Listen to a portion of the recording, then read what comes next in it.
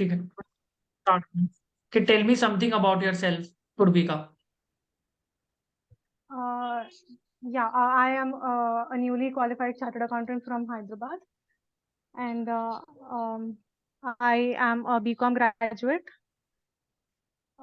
I've completed my articleship from Kalyan and Co, renowned firm in Hyderabad, and my articleship experience has majorly been in direct taxes and accounting. I have filed multiple income tax returns and tax audit returns, and I've also had direct interactions with client in tax planning and filing of income tax returns. I'm majorly interested in the M&A tax domain as my immediate goal right now. I would like to establish a career in this domain.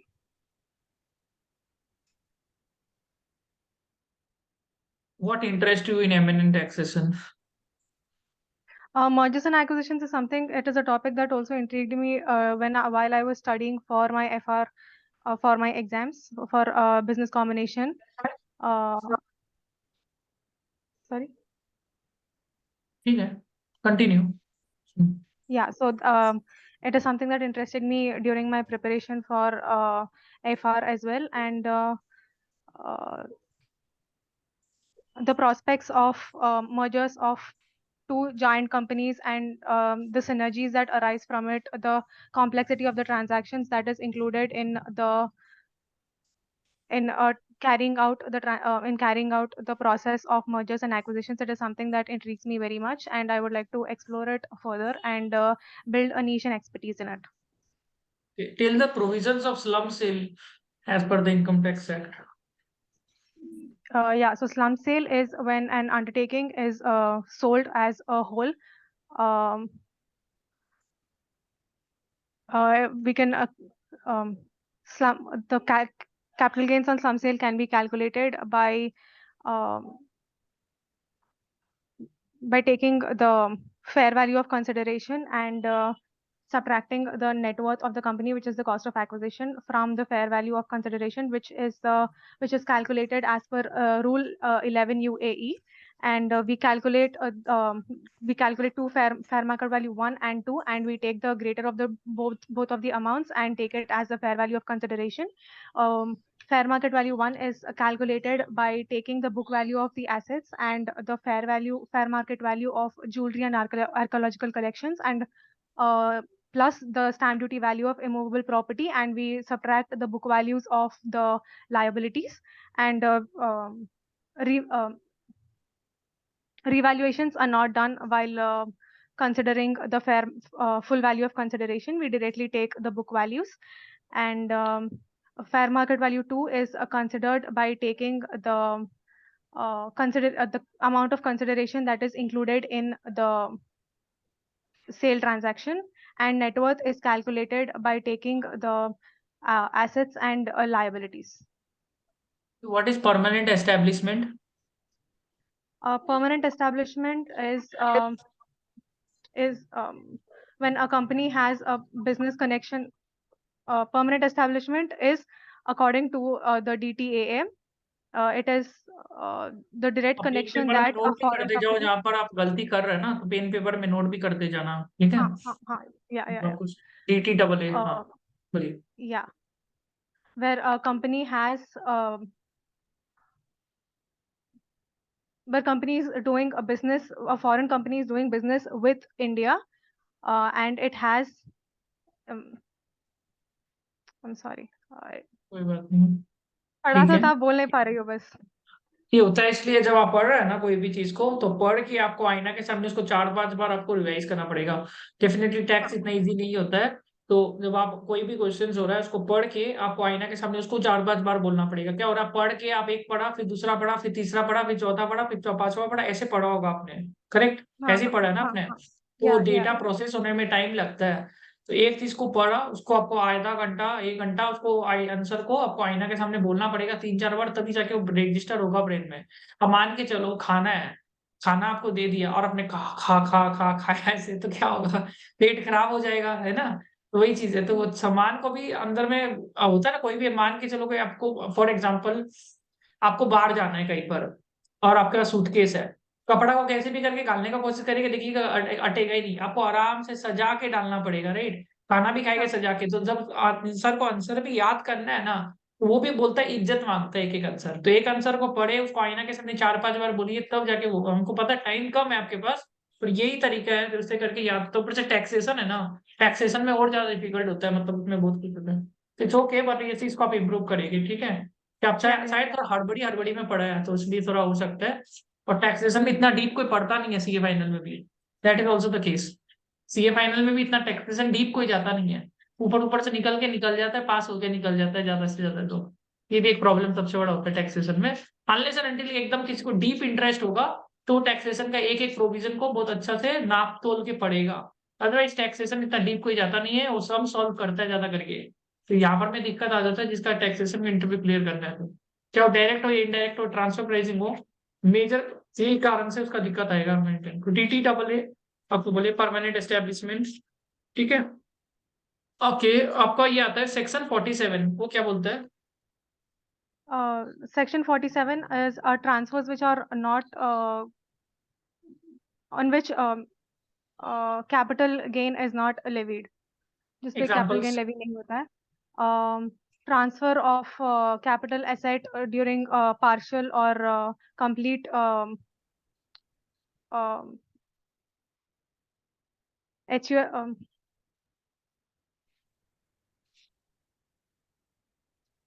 partial integration of HUF. और Um, ठीक है, ये important question है, ये आपको अच्छा से करना है, कल भी yeah, बोला था आपको ये। हाँ हाँ सेक्शन हाँ, फोर्टी yeah. सेवन काफी इंपॉर्टेंट है, जो आपको अच्छा से करना जरूरी है। Section 47 is very important. चलिए, डीमर्जर का क्या कंडीशंस होता है, डीमर्जर्स को लेके क्या है इनकम टैक्स में प्रोविजंस? Demerger, um,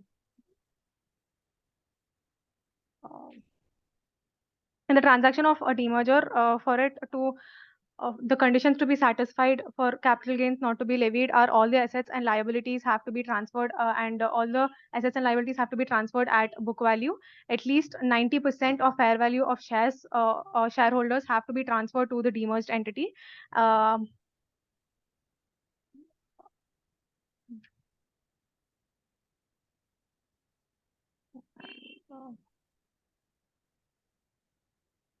गार एंड सार में क्या डिफरेंस होता है?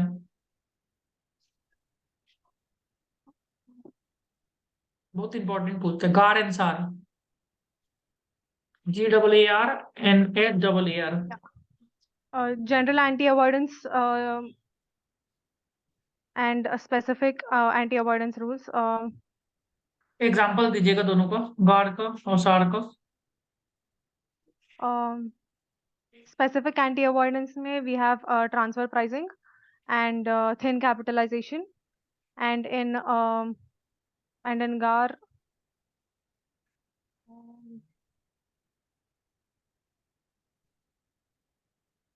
ठीक है, DTAA का टाइप्स बताइए, DTAA का types. comprehensive and limited DTA. Comprehensive DTA includes all kinds of incomes, and in limited DTA only specific sources of incomes are included. PPT क्या होता है आपका? PPT याद नहीं आ रहा, I'm sorry. Principal purpose test. What is FIS? FIS, fee for included Fee services, for included services. क्या होता है वो?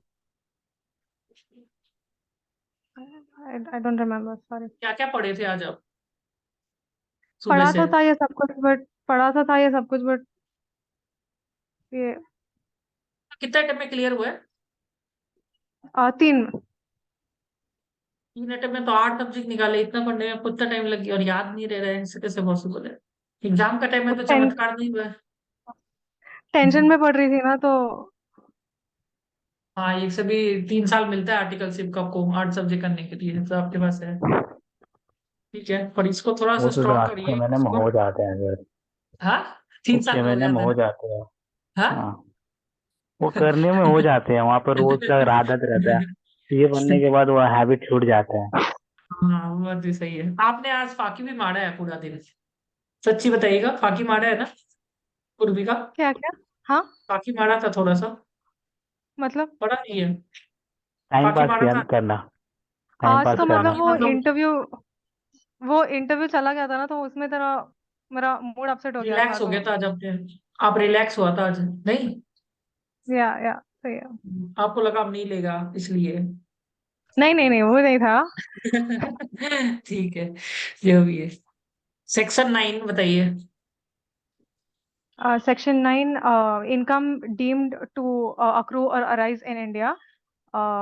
When income arises directly or indirectly through any assets or income sources associated in India, it is considered as deemed to accrue or arise in India, and tax has to be paid on it. Do all mergers require NCLT approval? Um, Mergers are a legal process, and yes, they do require approval from the NCLT, but in case of slum sale, we do not require approval from the NCLT. Do you have any idea about the charitable trust, like provisions? Uh, What are the provisions in charitable trust? I do not have any practical experience from it, but only as much as I've studied for the exam. क्या था बताइए, क्या क्या पढ़ा था अपने exam में? Charitable trust का trusts are registered under section 12AA, 12AB, and uh,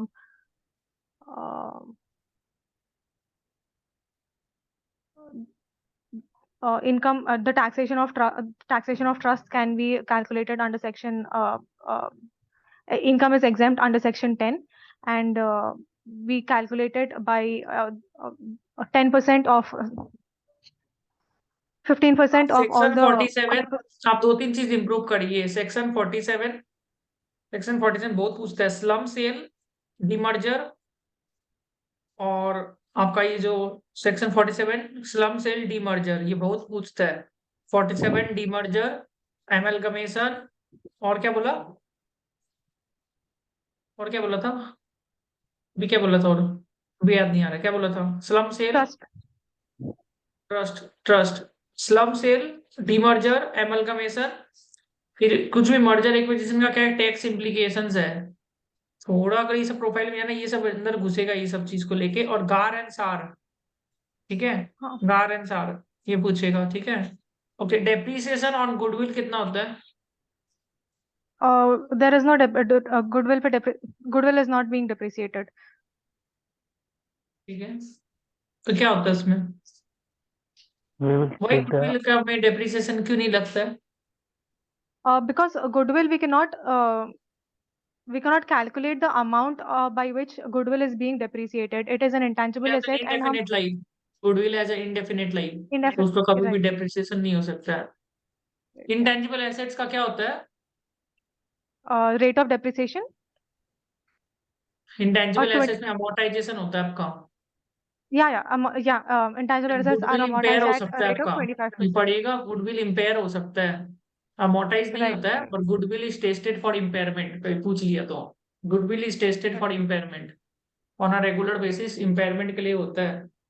ठीक है, तो ये चीज है। परचेज गुडविल बैलेंस शीट में दिखेगा, और जो इनहेरेंट गुडविल होता है बैलेंस शीट में नहीं दिखता है।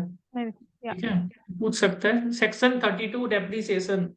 ओके, तो उसमें रेट्स बताइए, plant machinery, building, furniture, intangible में क्या क्या रेट्स होगा? Plant and machinery is depreciated at 15%, and furniture and buildings are depreciated at 10%. There, land cannot be depreciated, and और क्या, intangible assets are depreciated are amortized at a rate of merger का 25%. Conditions बताइए। Um, ये the profile में क्या conditions फायदा है please. ना, कोई पढ़ता नहीं है, पता है? ये प्रोफाइल में कोई पढ़ता नहीं है, अगर आप पढ़ लेगा तो क्लियर कर देगा इंटरव्यू। कोई पढ़ता ही नहीं है ये Right. सब प्रोफाइल। पढ़ लेगा Okay. तो क्लियर कर देगा ज्यादा चांस। अगर आपका कॉल आ गया और आप पढ़ लिया तो क्लियर कर देगा। ये सब ऐसा टॉपिक्स है जो याद भी नहीं होते जल्दी से, और अगर याद करके अगर मैं आप बोल दिया अच्छा से, तो हाई हाई चांसेस आप क्लियर कर देगा, क्योंकि ज्यादा करके कोई पढ़ के जाएगा नहीं ये सब प्रोफाइल के लिए। या तो जिसका Right. आर्टिकल सिर्फ अच्छा है तो वो ऐसे ही बोल देता है, और जिसका आर्टिकल सिर्फ अच्छा नहीं है तो पढ़ के अगर बोल देगा तब भी उसको ले लेगा कि कुछ बोलता तो सही, और अच्छा अच्छा पॉइंट बता दिया तो ले लेगा। ये प्रोफाइल इस तरीका का है कि आपको आर्टिकल से भी बताने कि हम टैक्स टैक्स टैक्स किए, और आंसर एकदम ज्ञान पंडित, बहुत ज्ञान देना पड़ेगा उधर में। अगर आप बहुत ज्ञान दे देगा, चैरिटेबल ट्रस्ट, ये डेप्रिसिएशन, मर्जर टैक्सेशन, ऐसे करके ज्ञान, तो डेफिनेटली वो लोग ले लेगा एकदम। क्योंकि ये ज्ञान ज्यादा से ज्यादा देना है, क्योंकि 10 में से 8 आदमी ज्ञान नहीं दे पाएगा, क्योंकि वो लोग ज्ञान बहुत अंदर जाएगा। तो अगर आप ज्ञान अच्छा से दे दिया, इसलिए मैं बोल रहा हूँ क्वालिटी ऑफ आंसर मैटर करता है। तो आप आंसर को अच्छा से पढ़ेगा, मतलब एक एक चीज, सेक्शन 47, सेक्शन 32, फिर क्या है आपका एडिशनल डेप्रिसिएशन क्या होगा? Additional On depreciation for manufacturing concerns, when new plant and machinery is purchased, additional depreciation at the rate of 20% in addition with normal depreciation is provided. And if the asset is put to use for less than 180 days, 50%, that is 10% of additional depreciation is provided in that particular year. तो थोड़ा tax audit बोलना, हम किया article सिर्फ में, tax audit किया है। हाँ, किया है थोड़ा सा। टैक्स ऑडिट बोलना बहुत किया है, टैक्स ऑडिट तो उससे भी फर्क पड़ेगा। Tax audit is something which is will like it, कि हमने टैक्स ऑडिट किए है। चैरिटेबल ट्रस्ट का भी बोल देना, हमने ITR 7 बढ़ा था थोड़ा बहुत। ITR 7 होता है चैरिटेबल ट्रस्ट वगैरह का, जाके फॉर्म फिलअप कर लेना, एक बार ट्रस्ट का देखना कैसे करके होता है आपका। उसका अलग अलग फॉर्म्स होता है, जाके 3CB वगैरह जो होता है ना, 3CAB कुछ होता है, तो उसको फॉर्म हाँ, तो थ्री आप सी। जाके पढ़, हाँ, तो फॉर्म वॉर्म में जाके आपको पढ़ लेगा अच्छा से, मोटा मोटी हाई चांसेस है कि लोग ले लेगा आपको। ठीक है, तो थोड़ा इसमें आप एफर्ट डालिए। Merger conditions, amalgamation, demerger, merger demerger, amalgamation, section 32, section 47 most important. फिर ये सभी है ज्यादा करके, स्लम सेल, फिर ये सभी ज्यादा करके लोग पूछेगा, कंडीशन वगैरह। फिर बजट में क्या क्या अमेंडमेंट्स आया आपका? The union budget for financial year, for the financial year 2023-24 has gotten multiple amendments, and the major ones have been for startups. It has been very advantageous. The period of the date of incorporation has been extended to 31st March 2024 for availing deduction under Section 80 IAC for startups, which provides a deduction of 100% of profits for 3 consecutive years for companies and LLPs. And also, private companies are usually not allowed to carry forward losses if the shareholding, the change in shareholding is more than 51%. But during the recent budget proposal, the 51% condition has been scrapped for startups, and startups can also raise funding due to this amendment, and they will be able to set off losses for 10 years. And uh, gains on transfer of self-generated assets. There used to be no capital gains due to the absence of provisions in the act earlier, but now cost of acquisition has been deemed as nil. So we will take a capital gain, but we will consider the cost of acquisition as nil for self-generated assets and capital gains. And also for MSMEs, since a lot of MSMEs struggle due to delay in payments, amendment has been brought to disallow expenditure under Section 43B if the payment is not made to MSMEs within 45 days when there is an agreement. And also the limit for presumptive taxation under Section 44AD has been increased to 3 crores from 2 crores, and for 44ADA from 50 lakhs to 75 lakhs. ठीक है, ये आपका ये जो था ना, taxation of merger and डीमर्जर्स, वो आप अच्छा से गो थ्रू कर लेना। टैक्सेशन ऑफ मर्जर डीमर्जर का जो लिंक दिया था ना आपको, 2-3 तो वो वाला हाँ, सारा हाँ, लिंक आप एक बार गो थ्रू किया था? बड़ा बड़ा लिंक था, कुछ कुछ हाँ, हाँ, पढ़ा हाँ, था। सब किया था वो, बहुत उसमें डीप है लेवल ऑफ नॉलेज, कुछ कुछ में बहुत Yeah. डीप था। हाँ, जैसे आपका what is the key income tax implication for the demerge company, capital gain on transfer. Tax implication for a demerged company. When हाँ, the resulting companies are Indian companies and all the assets are transferred, uh, capital gain is not levied, and also deemed dividend is not uh, con- Yeah, in case of demerger, deemed dividend is not levied. Under is the- section 222, What is the provision of deemed dividend under section 222E? 222E, when 222E is for when a loan or advance is given for by a private company, and interest is paid. The interest paid is not sorry, the loan that is being made is not considered as a deemed dividend. Um, uh, ठीक है, for the amount of accumulated reserves. ये आप अच्छा से करिएगा। हम आपसे जो भेजा है ना, ये आपको अच्छा से पढ़ना है। लिंक एक बार जो भेजा है, ये लिंक में काफी इंपॉर्टेंट इन्फॉर्मेशन वगैरह है। ये आप एक बार गो थ्रू करिएगा। कल और अच्छा से पढ़िए, थोड़ा टाइम ले लीजिए, ठीक है। एक एक आंसर को लिख के आईना के सामने तीन तीन चार चार बार रिवाइज करिए कि आंसर एकदम सही बोले, फ्लो में बोलिए। थोड़ा मेहनत करिए, मेरे हिसाब से बहुत अच्छा प्रोफाइल है। इसके अलावा आप ट्रांसफर प्राइसिंग पढ़िए। ट्रांसफर प्राइसिंग बहुत अच्छा स्कोप है। ट्रांसफर प्राइसिंग में कॉल भी बहुत आ रहा है अभी। ट्रांसफर प्राइसिंग में एसोसिएटेड एंटरप्राइजेस कि जो 5 मेथड होते हैं, कप मेथड, रीसेल प्राइस वगैरह, associate enterprise, why transfer pricing, तो चैप्टर जाके कंप्लीट करिए ट्रांसफर प्राइसिंग का। कप मेथड होता है ना, उसमें resale price method, TP audit का ड्यू डेट क्या है, टीपी ऑडिट, फिर harbour rule, safe harbour rule, तो वो भी आप कल कंप्लीट करिए। तो अब तब घर में ही बैठा है, कोई काम तो है नहीं, ऑफिस में भी जाते नहीं है, कोई ऑफिस ऑफिस है क्या आपका? नहीं ऑफिस तो नहीं है नहीं आपका। तब आराम से बैठिए, घर में बैठ के आराम से सुबह शाम बैठ के पूरा एक दिन बैठिए। ये सब शांति से बैठ के करने वाला चीज है, याद तो रहेगा नहीं तो लिखिए पहले आंसर को 5-6 बार, आईना में नहीं बोलेंगे तब तक याद नहीं होने वाला है। इनकम टैक्स सिस्टम बहुत डिफिकल्ट होता है याद करना। It's very difficult, I understand. Income tax बहुत डिफिकल्ट होता है याद करना, मर्जर है, ये सब टैक्स। तो इसको याद करने का यही है कि लिख के आप आईना के सामने 5-6 बार रिवाइज करेंगे तो 100% याद होने वाला है। 2 बार लिख लीजिए, 3 बार लिख लीजिए, लिखने से याद होगा। क्वेश्चन को लिखा लिखा के, नहीं तो आप याद कैसे करते हैं? What is the technique of remembering information? Reading it multiple times, practice करना। रीड करने से नहीं होगा, रीड करके लिखना पड़ेगा। 2 बार तो 2 बार लिखना पड़ेगा और फिर आईना के सामने इसको बोलना पड़ेगा। क्योंकि आप जब लिखेगा ना, तो लिख के फिर चेक करिए आंसर को, क्योंकि जब बोलेंगे तो आप खुद को बोलता है, जब हम लोग बोलता है तो हम लोग को याद, हमको पता नहीं हम सही बोल रहे हैं गलत बोल रहे हैं, बात समझ रहे हैं ना। पर जब आप लिखता है ना, तो आप चेक करने से आपको पता चल गया आप कहाँ पर गलती कर रहा है। फिर बोलना है, पहले लिखिए फिर बोलिए। ये वह चीज है, 2 बार लिख लीजिए और फिर बोलिए, आपका देखना एकदम स्ट्रांग हो जाएगा ये, ठीक है।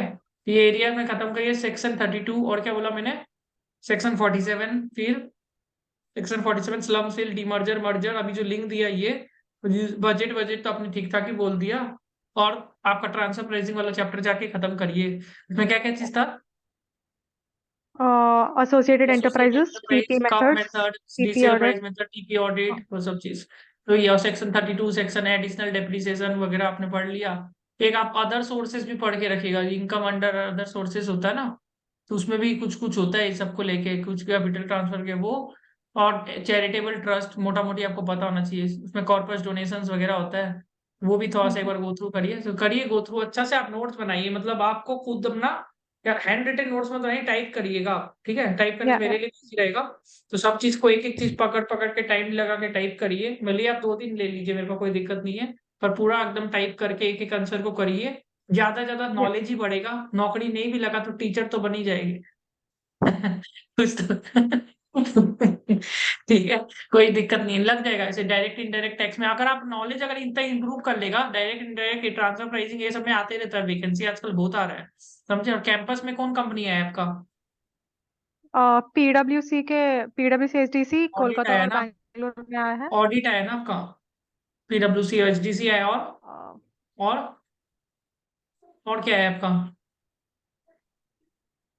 और क्या है? नेट इशू है क्या? आवाज आ रहा है आपको पूर्वी का?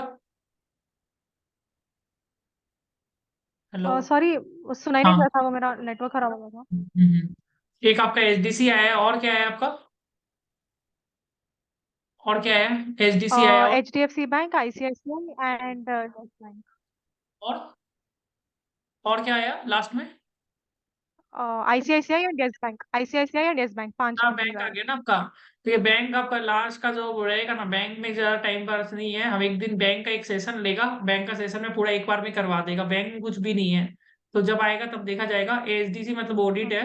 तो अभी आप 2-3 दिन तो पहले स्ट्रॉन्ग इसको पढ़ लो, ठीक है। ऑडिट आपने किया है आर्टिकलशिप में? आर्टिकलशिप में ऑडिट किए? वो मुझे पीडब्ल्यूसी में मुझे बाकी रोल्स में भी आया था।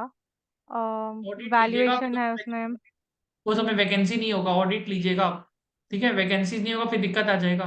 दोनों तरफ रिस्क मत लीजिए, तो एक कैंपस में रिस्क ओके। मत लीजिए, ऑडिट ही लीजिए, पैसा भी दिया है ना आपने, इसलिए कॉल ही नहीं आएगा फिर बेकार हो जाएगा। और ऑडिट ही लीजिए, क्यों वैकेंसी ज्यादा रहता है, तो जो ऑडिट एश्योरेंस है वो लेके इसको कंप्लीट करिए। और ऑडिट आपको आता है? आर्टिकलशिप में किया ऑडिट? नहीं, ऑडिट ज्यादा नहीं किया है मैंने। तो अभी आप पहले तो संडे तक पूरा टैक्स में एक्सपर्ट बन जाइए, पढ़ पूरा के। तो आज कौन सा राइट। बार है? थर्सडे है, अगर संडे तक पढ़ेंगे तो एक्सपर्ट बन ही जाएंगे, है ना। एक्सपर्ट तो बन ही जाएंगे, संडे तक पढ़ेंगे तो एक्सपर्ट बन जाएंगे। उसके बाद आपके एक्सेल शीट तो हमने दिया था ना आपको, जो एक्सेल शीट दिया था, एक्सेल शीट दिया हाँ था, हाँ हाँ। याद है? तो एक्सेल शीट में या पूरा स्टेट इंटरनल ऑडिट वगैरह रहता है, तो वो फिर पढ़ने लग जाएगा, तो वेनेसडे तक उसमें आप एक्सपर्ट बन जाएगा, ठीक है। उसमें ज्यादा टाइम नहीं लगेगा पूरा रटने में। अगर आप टैक्स में एक्सपर्ट बन गया तो ऑडिट में एक्सपर्ट बनने में टाइम नहीं लगेगा आपको। तो ऐसे ऐसे अच्छा, करके एक्चुअली कंप्लीट करके पीडब्ल्यूसी में कॉर्पोरेट फाइनेंस डील्स और एफडीडी का भी आया है प्रोफाइल, तो मैं वो लेना सोच रही थी। लीजिए, वो सब वैकेंसी नहीं होता है, लेगा ही नहीं वो लोग, वो ऐसे दिखा रहा है उसमें वैकेंसी नहीं होगा। वैकेंसी वगैरह अच्छा। नहीं होगा, कंपटीशन बहुत होगा, बहुत आदमी उसमें मारा मारी करेगा, नहीं लगेगा एकदम भी। वैकेंसीज देख के लीजिए, फिर लगेगा नहीं, फिर आपका टाइम पास हो जाएगा, कॉल ही नहीं आएगा, कॉल तक नहीं आएगा, हम आपको बता रहे हैं। वैकेंसीज देख ओके। लीजिए कितना वैकेंसीज है, वैकेंसीज नहीं होता है एफडीडी वैल्यूएशन में, कोई वैकेंसी नहीं होता है एसडीसी में, समझे। ओके। वैकेंसी नहीं होता, प्रोफाइल में भी उन लोग का उतना काम नहीं होता लोग के पास, समझे। उसमें मत, और एश्योरेंस वो सब रहेगा तो ठीक है, नहीं तो आपका कॉल ही नहीं आएगा आपका, समझे। ओके। हर जगह से रिक्स नहीं लीजिए ना, हर जगह से रिक्स हाँ लेके हाँ। तो कैसे होगा। ये ऑफ कैंपस में ले रहे हैं, ठीक है, एक जगह, और वहां पर में रिक्स नहीं लेने का दरकार है, ठीक है। ठीक है, आपका संडे तक राइट। ओके। कंप्लीट करिए, फीडबैक दे दीजिएगा ग्रुप में, ठीक है। ये जैसे भी मीटिंग खत्म ही होने वाला है, या श्योर। ठीक है। संडे तक तो पूरा कंप्लीट करिए, संडे तक पूरा टैक्स में एक्सपर्ट बन जाइए। और एक चीज मैं फिर से बोल रहा हूँ, जब आंसर याद कर रहा है ना, तो हड़बड़ी में याद मत करिए, हड़बड़ी मत करिए आंसर याद करने में। आंसर्स को पेशेंस के साथ याद करना पड़ेगा, तभी याद होगा। अभी आप देख लिया 2 बार देख के ना, कि आंसर पेशेंस से याद नहीं करेगा तो बेकार होने वाला है। आंसर्स को हमेशा पेशेंस से याद करना जरूरी है, पेशेंस से याद होता है। एक बार वो याद हो जाएगा संडे तक, उसके बाद आपका फिर मोटा मोटी अब काम बन जाएगा। फिर इधर उधर अप्लाई करिए, कहीं ना कहीं तो लग ही जाएगा फर्स्ट थिंग। फिर आप ऑडिट जाके ऑडिट को खत्म करिए। और बैंकिंग में तो कुछ है नहीं, बैंकिंग इधर उधर माथा मारने से लग ही जाता है, उसमें ज्यादा कुछ पूछता नहीं है। बैंकिंग में लोग ऐसे ही होता है। तो ये 3 बैंक है, 3 में से एक तो ले ही लेगा आपको। 3 बैंक है ना, yes bank, HDFC, axis bank, एक आईसीआईसीआई। बैंक तो हाँ। तो कब है इंटरव्यू, कब है आपका? तारीख कितना है? 23 फरवरी को है। 23 को है ना, तो अभी तो बहुत टाइम बाकी है। 12 तारीख तक अब टैक्स भी माथा लगा के हो जाएगा, उसके बाद अब वो 2-3 दिन रहेगा। थोड़ा एफर्ट ज्यादा लगाना पड़ेगा, रात का 3 बजे तक एफर्ट डालिए। कल या हम देखा था आप रात का 3 बजे तक पढ़ा है, तो विच वॉज गुड, ओके। उसके बाद आप सो गया था, ठीक है, ठीक है। ऐसे करके 3-3 बजे तक डेली पढ़ेंगे तो जल्दी हो जाएगा, संडे तक हो जाएगा। मेरे को लगता है सैटरडे तक ही हो जाएगा अगर आप पढ़ोगे ना। आज कौन सा बार है? थर्सडे है, राइट। थर्सडे आज। अगर फाकी नहीं मारोगे तो फ्राइडे सैटरडे तक आपका पूरा हो जाएगा, ठीक है। Right. हर दिन आपको रात को हमको दीजिए स्टेटस, जितना जितना हो रहा है। जो अच्छा से पढ़ लिया वही हमको बोले कि ये मैंने अच्छा से पढ़ा है सर, तो वही चीज आपको हम अच्छा से पूछ लेगा, ठीक है। और क्वेश्चन के साथ आंसर भी लिखिएगा, तो आंसर भी मिला लेंगे, सही बोल रहे कि नहीं, ठीक है। हाँ। ओके जी, ठीक है। आप जाइए, ये लोग कभी कर लेते हैं। आप लोग सब जन जाइए, एक बार आ जाइएगा फिर से, और आप फीडबैक दे दीजिएगा, ठीक है, ओके। या आप आपका लेके भी ना साइलक्स पे आ जाइए, सेम मीटिंग लिंक में।